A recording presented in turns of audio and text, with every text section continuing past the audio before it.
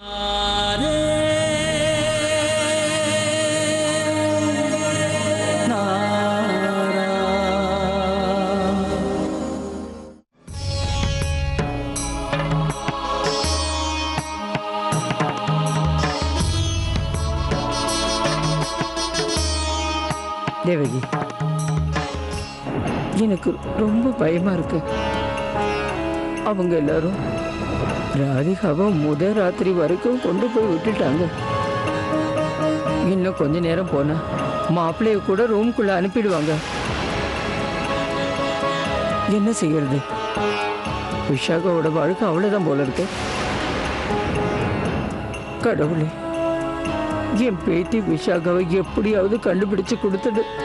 சீக்கிரமா உதவி பண்ணு கடவுளே, சீக்கிரமா உதவி பண்ணு.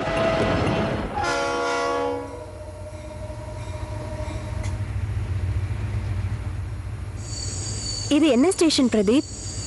எனக்கும் தெரியல விஷாக்கா.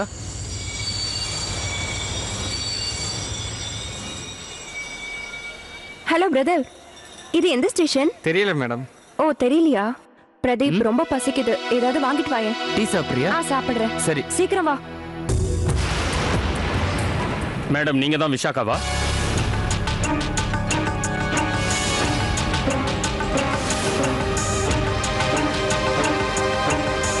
ஆமா. வா என் கூட. என்னாச்சு? சொல்றேன், வா வா என் கூட. சார், எதுக்காக என் ஃப்ரெண்டை இன்சல்ட் பண்றீங்க? மரியாதையா என் கூட வாடா. கீழே இறங்கு. அவர் என்ன விட்டு கீழே வர மாட்டாரு. மேடம், நீங்களே என் கூட ஸ்டேஷனுக்கு வாங்க. கான்ஸ்டபிள். ஆனா இன்ஸ்பெக்டர் சார், எதுக்காக எங்களை கூட்டிட்டு போறீங்க? சார் விடுங்க சார், விடுங்க சார்.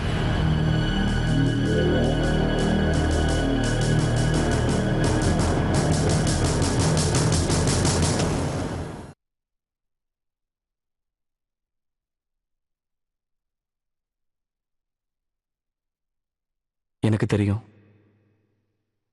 இதெல்லாம் பார்க்கறதுக்கு உங்களுக்கு ரொம்ப வித்தியாசமா இருக்கும். ஐ ஹோப் நீங்க என்ன மன்னிச்சிருவீங்க. நீங்க ஏன் இப்படி சொல்றீங்க? ஏன்னா நான் பண்ணது தப்பு. எனக்காக நீங்க கஷ்டப்பட வேண்டியதா இருக்கு. நிம்மதி கல்யாணம் ஆகி கொஞ்ச நேரம் தான் இருந்துச்சு, அதுக்கப்புறம் எல்லாமே முடிஞ்சிருச்சு. எனக்கு ஒரு தலகாணி,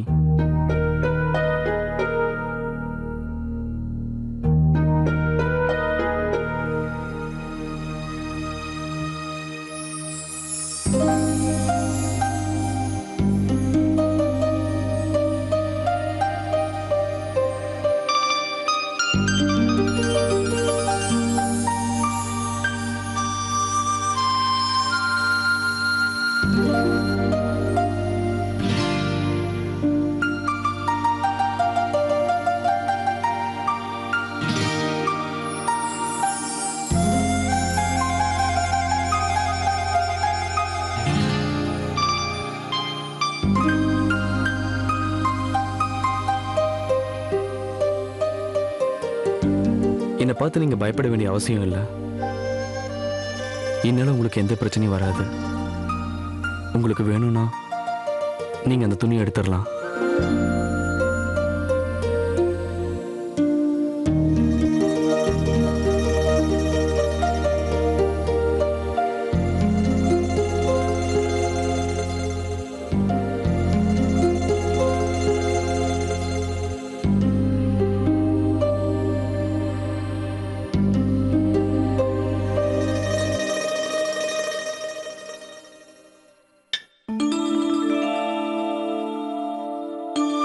என்னாச்சு உங்களுக்கு? தூக்கம் வரலையா? இல்ல, அது மனசு ஒரு மாதிரி. அப்படின்னா உங்க மனசுல ஏதாவது பாரம் இருக்கா?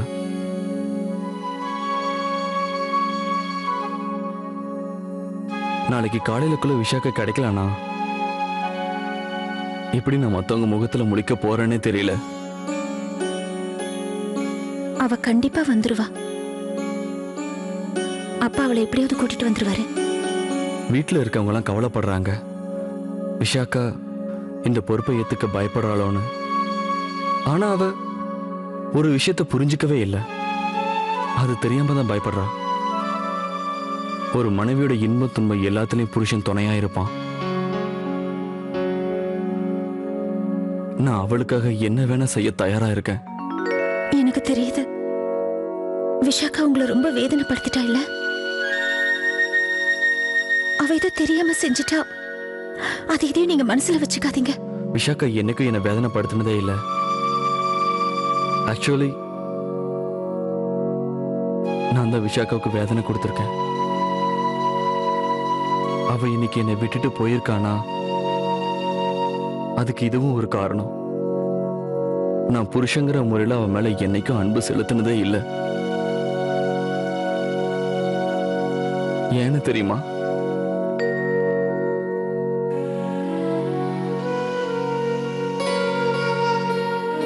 ஏன்னா நான் மனசார வேற ஒருத்தியை விரும்பினேன்.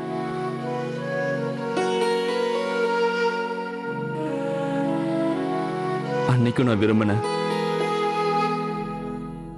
இன்னைக்கும் நான் விரும்பிட்டு இருக்கேன்.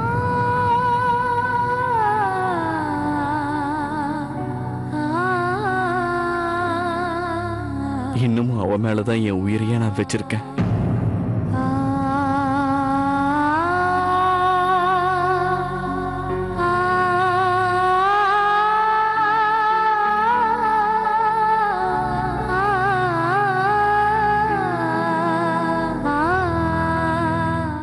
ஒரு நிமிஷம் கூட அவ நினைவு இல்லாம என்னால வாழ முடியலைங்கிறதா உண்மை. நான் அவ மேல உயிரையே வச்சிருக்கேன். அவளுக்காக இந்த உலகத்தை கூட இழக்க நான் தயாரா இருக்கேன்.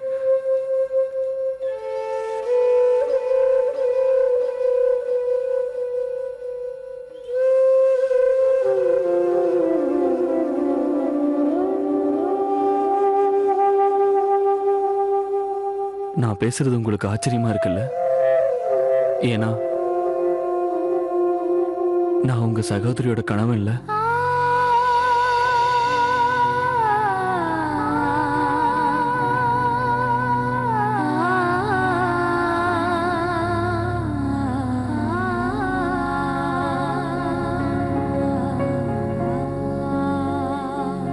நான் எதுக்காக உங்ககிட்ட சொல்றேன்னு இப்ப நீங்க என்னை பத்தி தப்பா கூட நினைக்கலாம். எனக்கே புரியல. உங்களை தவிர இதை பத்தி வேற யார்கிட்டையும் நான் சொன்னதே இல்லை. உங்க குரல் அவ்வளவுதான் எனக்கு ஞாபகப்படுத்துது. நான் விரும்பினவளோட குரல் இது. நான் உண்மையா சொல்றேன். நான் எப்போ உங்ககிட்ட முத பேசினேனோ அப்ப இருந்து எனக்கு இதுதான் தோணுது. அதனாலதான் இப்ப உங்ககிட்ட என் மனசுல இருக்கிற எல்லாத்தையுமே சொல்லிட்டேன். நீங்க தப்பா நினைச்சா கூட பரவாயில்லைன்னு தான் சொல்றேன். நான் யார கல்யாணம் பண்ணிக்கிட்டேனோ, யார அக்னி சாட்சியை வச்சு என்னுடையவளா நான் ஏத்துக்கிட்டேனோ, அவளுக்கு இது வரைக்கும் மனைவிங்கிற உரிமையை நான் கொடுத்ததே இல்லை. இப்ப நான் இன்னொருத்தைய கல்யாணம் பண்ணிக்கிட்டதுக்கு உண்மையான காரணம், நான் விரும்பினவளுக்கு ஏற்கனவே ஒருத்தர் கூட கல்யாணம் ஆயிடுச்சான்.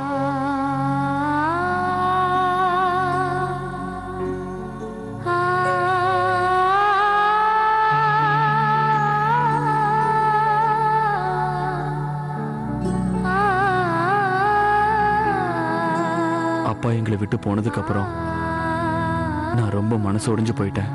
அவரோட இறப்புக்கு காரணம் நான் தான் நினைக்கிறேன். ஆனா அவருக்கு கொடுத்த வாக்க நான் நிச்சயமா கைவிட மாட்டேன்.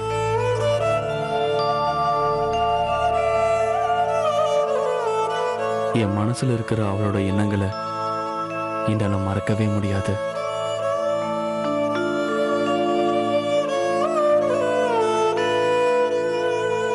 நாம எந்த ஒரு விஷயத்தை மறக்கணும்னு நினைக்கிறோமோ அதுதான் நமக்கு அதிகமா ஞாபகம் வந்துகிட்டே இருக்கும். எல்லாம் நல்லதுக்கு தான். நீங்க விருப்பப்பட்டு விஷாக்காவை கல்யாணம் பண்ணிருக்கீங்க. ஆனா அவ உங்களை புரிஞ்சுக்காம உங்களை விட்டு போயிருக்கா. ஒண்ணு மட்டும் சொல்றேன், நீங்க உயிரா நேசிச்ச பொண்ணோட உங்களால வாழ முடியலங்கிறதுக்காக விஷாக்காவோட வாழாம இருந்துடாதீங்க. நானும் அதான் நினைக்கிறேன். எனக்கு ஒரு சத்தியம் பண்ணுவீங்களா? சொல்லுங்க. விஷாக்கா மறுபடியும் உங்க கூட வந்து சேரும்போது அவகிட்ட நடந்ததை பத்தி நீங்க ஒரு வார்த்தை கூட பேசக்கூடாது.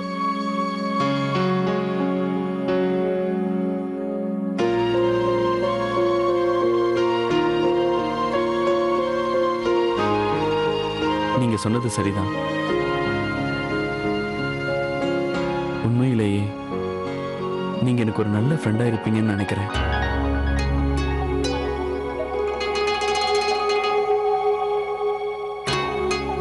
நீங்க எனக்கு ஒரு வாக்கு தரீங்களா? சொல்லுங்க. நீங்க எப்பவும் எனக்கு ஒரு நல்ல ஃப்ரெண்டா என் கூடவே இருக்கணும்.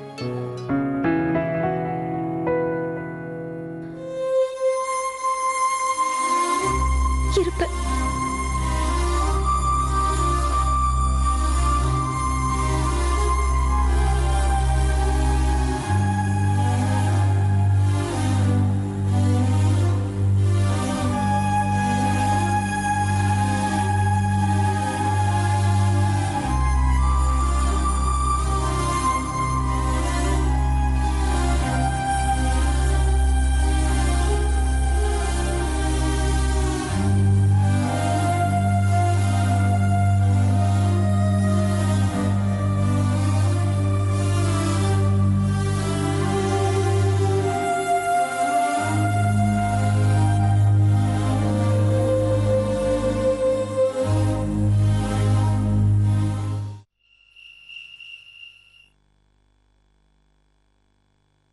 கடவுளே, விஷாகாவை பத்தி எந்த தகவலும் தெரியல.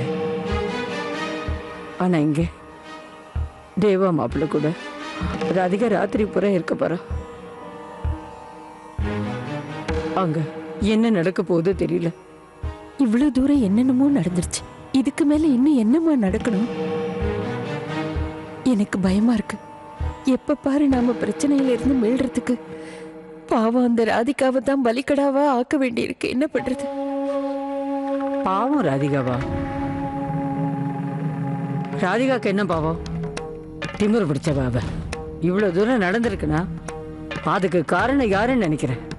இத பாரு தேவகி, அந்த ராதிகா பண்ற பிரச்சனையால தான் இவ்வளவு தூரம் நடந்திருக்கு. என்னமா நீங்க இன்னும் இப்படியே பேசிக்கிட்டு இருக்கீங்க? நம்ம பொண்ணு வீட்டை விட்டு போனதுனாலதான் இவ்வளவு பெரிய பிரச்சனை வந்திருக்கு. ஆனா நீங்க இத பார், ராதிகான்னு ஒரு கெட்ட சக்தி இருக்குல்ல, தெரியும்ல. நான் தான் சொன்னேனே, ஏற்கனவே நாம ராதிகா தலையில அந்த புனிதமான துணியை போட்டு அனுப்பினோம். அதான் பிரச்சனை. அந்த துணி என் பேத்தி தலையில மறுபடியும் போட்டதுனால அந்த புத்தி வந்திருக்கு. எப்பவுமே நாம விஷாகாவுக்கு நல்லதுதான் சொல்றோம். இல்லைன்னா இவ்வளவு நல்ல சந்தர்ப்பம் வந்திருக்கு, விட்டுட்டு போவாளா அவ? தேவா மாப்பிள்ள அவ மேல உயிரே வச்சிருக்காரு. இந்த சமயத்துல ராதிகாவை ரூமுக்குள்ள அனுப்பியிருக்கோம். இந்த நேரம் ராதிகா தன்னோட சுய புத்தியை அங்க காமிச்சானா நாம அதுக்கப்புறம் என்ன பண்ணுவோம்? கடவுளே, அந்த பொண்ணு தன்னோட சுய புத்தியை காமிக்கிறதுக்கு முன்னால எப்படியாவது விஷாகா மறுபடியும் எங்களுக்கு கிடைக்கிற மாதிரி நீ தான் பண்ணணும். எங்களை காப்பாத்து.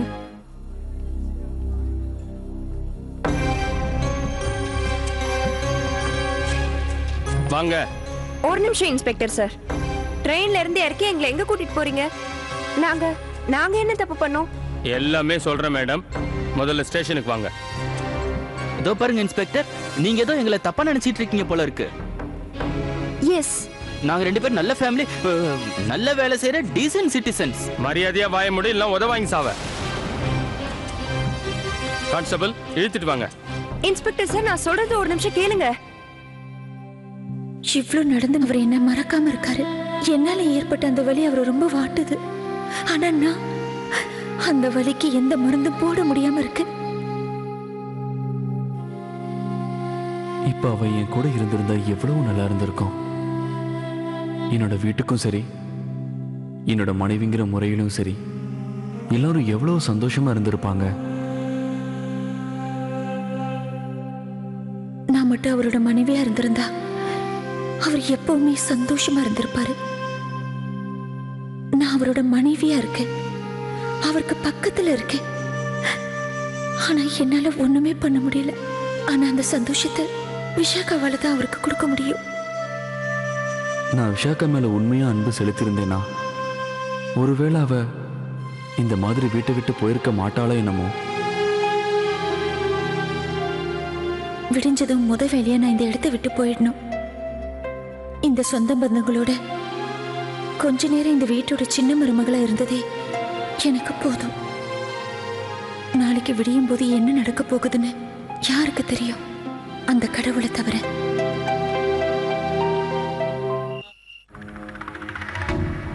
ஏதாவது ஒரு காரணத்தை சொல்லி ராதிகாவை முதல்ல அந்த ரூம்ல இருந்து வெளியில கூப்பிடணும். இல்லைன்னா விஷாகாவோட வாழ்க்கையை அவ நாசமாக்கிடுவான். போதும்மா, தயவு செஞ்சு போதும், நிறுத்துங்க. இன்னும் என்ன நீங்க பாக்கி வச்சிருக்கீங்க? அந்த பொண்ணு பார்த்தா உங்களுக்கு பாவமா தெரியல? எல்லா முறையும் எல்லா சடங்கும் ராதிகாவுக்கு தான் நடந்திருக்கு. எல்லாத்துலயும் ராதிகா தான் கூட இருந்திருக்கா. இவர் கூட ராதிகாவை தான் கன்னிகாதானம் பண்ணி கொடுத்திருக்காரு. தேவா மாப்பிள்ள கூட ராதிகா நெத்தியில தான் குங்குமம் வச்சாரு.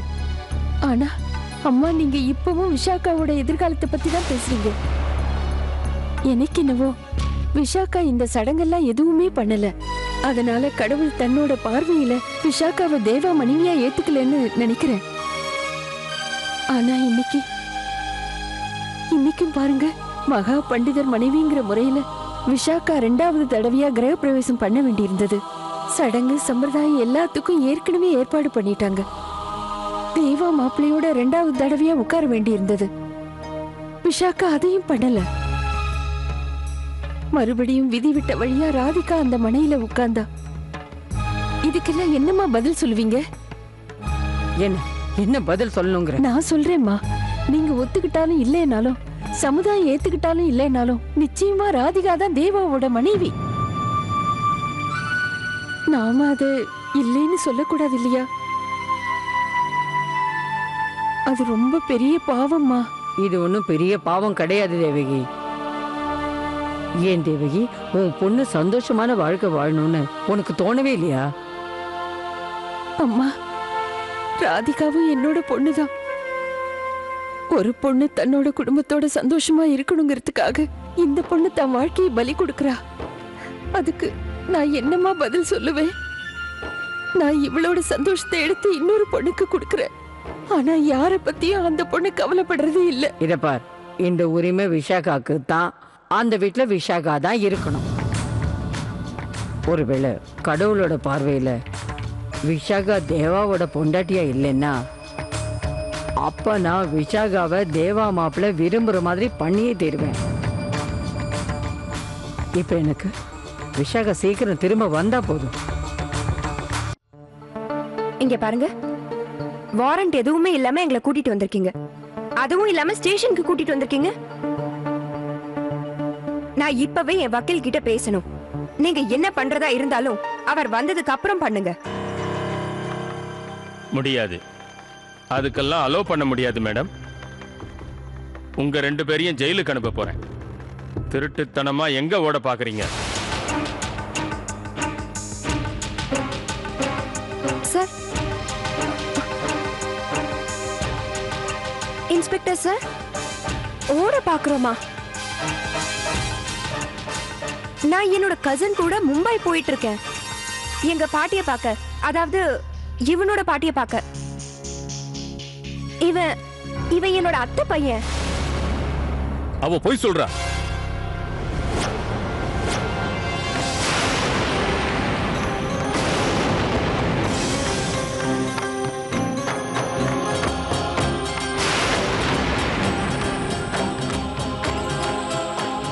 இவனை சகோதரன் சொன்னா சகோதர இனத்துக்கே அவமானம். என்ன காரியம் பண்ணிருக்க நீ? எனக்கு பொண்ணா பிறந்துட்டு இப்படி ஒரு காரியத்தை பண்ண உனக்கு எப்படி மனசு வந்துச்சு? நீ கொஞ்சம் கூட யோசிக்கலையா? உன்னோட இந்த கீழ்த்தரமான செயலால எவ்வளவு பேர் அவமானப்படுவாங்க. இவனை போய் சகோதரன் சொல்றியே, இவனோட தூண்டுதலால தானே நீ வீட்டை விட்டு வெளியே வந்த. இவருக்கு பதில் சொல்ல வேண்டிய அவசியம் எனக்கு இல்ல. சொந்தமா முடிவெடுக்க எனக்கு எல்லா உரிமையும் இருக்கு. யார்கிட்டயும் கேட்டுதான் முடிவெடுக்கணுங்கிற அவசியம் எனக்கு இல்ல. இவன் எனக்கு என்னோட எண்ணத்தை நிறைவேற்றணுங்கிறதுக்காக தான் எனக்கு ஹெல்ப் பண்ணிட்டு இருக்கான். என்னம்மா? ஆமா, என்னோட எண்ணம். மும்பை. ஒரு வீட்டுக்குள்ள இருக்கிற கோவிலுக்குள்ள உட்கார்றது என்னோட எண்ணம் இல்ல. என்னோட மனசுல இருக்கிற எண்ணம் வேற. கல்யாணம் கல்யாணம் நான் அதுக்காக பண்ணிக்கல. ஒரு ஜெயில இருந்து விடுதலையாகி இன்னொரு ஜெயிலுக்குள்ள தெரியாம போயிட்டேன். இதுக்கப்புறமா அந்த ஜெயிலுக்குள்ள இருக்க நான் விரும்பல. புரியுதா? விஷாகா,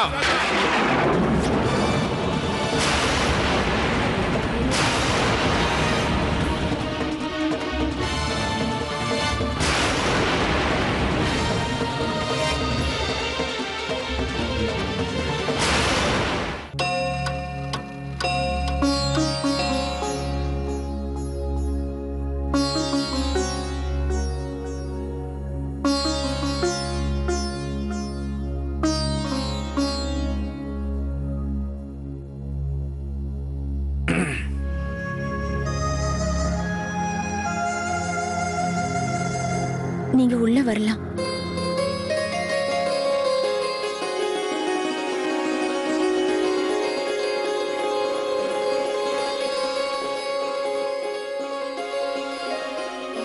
அப்பா கிட்ட இருந்து போனே வரல.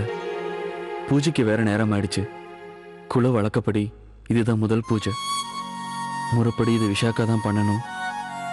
இன்னும் கொஞ்ச நேரத்துல எல்லாரும் வந்துருவாங்க. எல்லாருக்கும் உண்மை தெரிய ஆரம்பிச்சிரும். நான் உங்களுக்கு ஏதாவது உதவி பண்ணட்டுமா?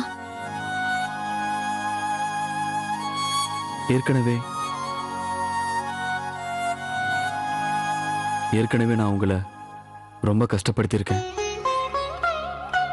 இதுக்கு மேலேயும் நான் எனக்காக உங்களை கஷ்டப்படுத்த விரும்பல. நான் என்னோட கடமையைத்தான் செய்யறேன். அப்பா அம்மா என் மேல ரொம்ப நம்பிக்கை வச்சிருக்காங்க. எந்த ஒரு சூழ்நிலையிலையும் அவங்க நம்பிக்கை கெடுற மாதிரி நான் நடந்துக்க மாட்டேன்.